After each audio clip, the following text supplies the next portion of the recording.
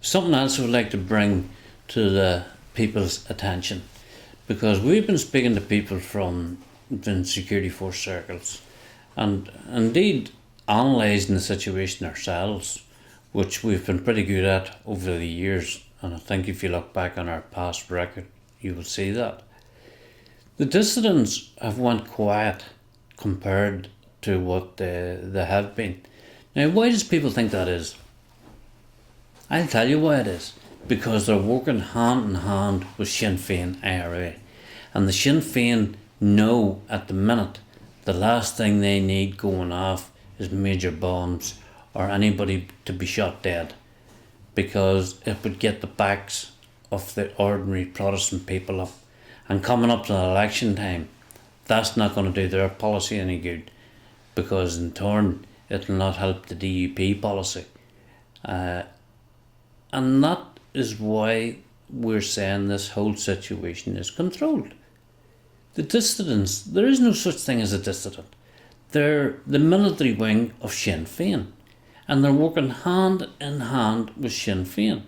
A lot of people do see it.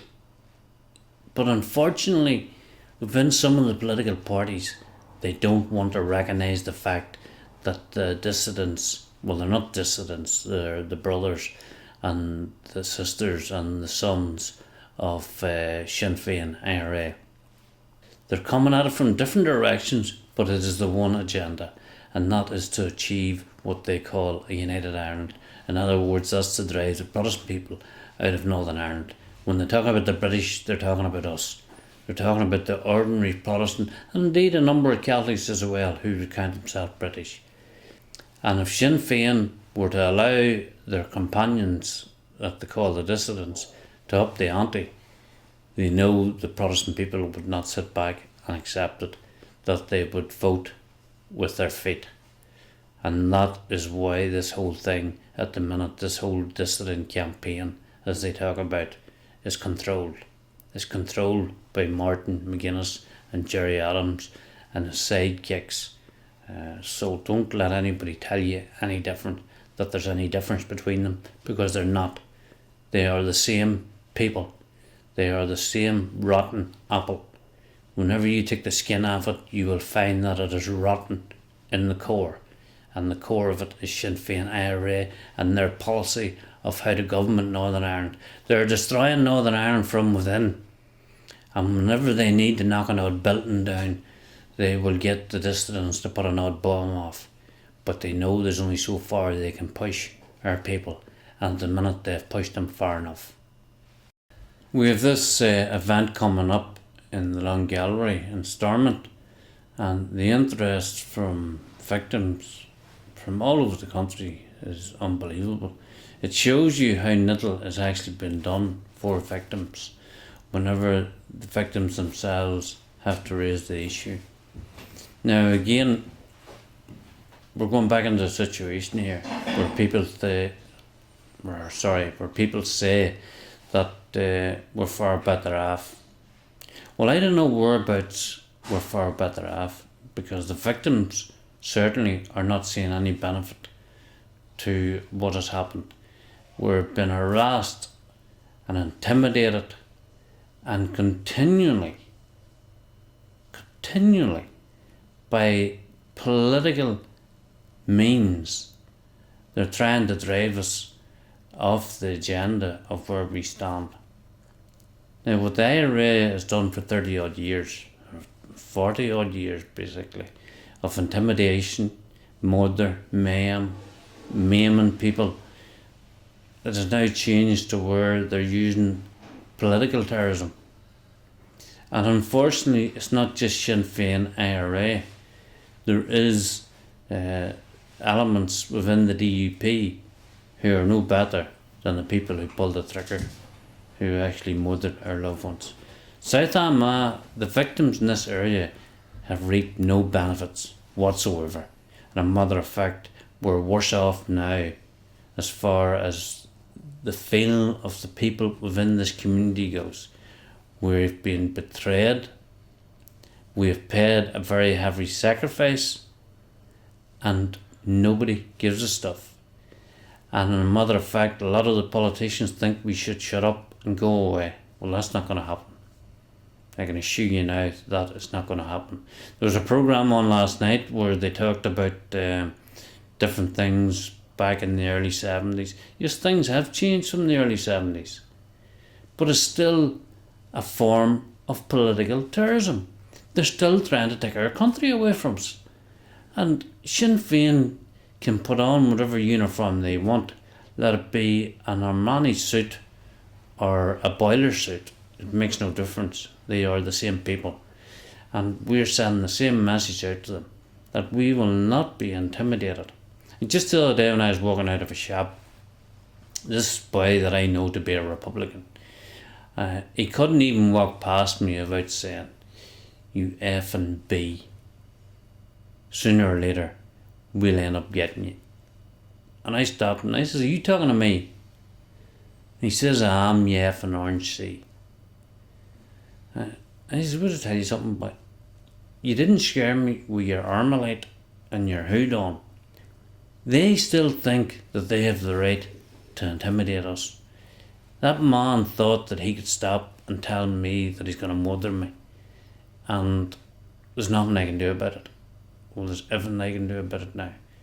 I can expose the hypocrisy of Sinn Fein-IRA and their mates who are supporting them within government. And I have to say this, the Deputy First Minister's private secretary, who writ to the funder because we had the cheek to make a statement about the agreement, the Hillsborough Agreement. The fact you victims actually stood up and said something about the Hillsborough Agreement. Well, I think we've every right to stand up and say something about the Hillsborough Agreement, because it's our blood that is written. It's our blood that it took to get people to where we are today. And if we have not got a right to stand up and speak out, who has? And the politicians, this is not a dictatorship as of yet, although it may look like it is. But we will not be trodden on. We want a peace, but we want a genuine peace. And I even think your man, the UDA boy, said last night in the programme that we haven't got a peace, a genuine peace here in Northern Ireland. Of course we haven't got a genuine peace here in Northern Ireland. The people who had peace in Northern Ireland over this last 35 years may be enjoying a better type of peace. But people in areas like South Armagh, Tyrone and parts of Fermanagh and Londonderry, and indeed parts of Belfast, are seeing no benefits of this so-called peace agreement. We're being continually harassed and put down, and we're sick of it.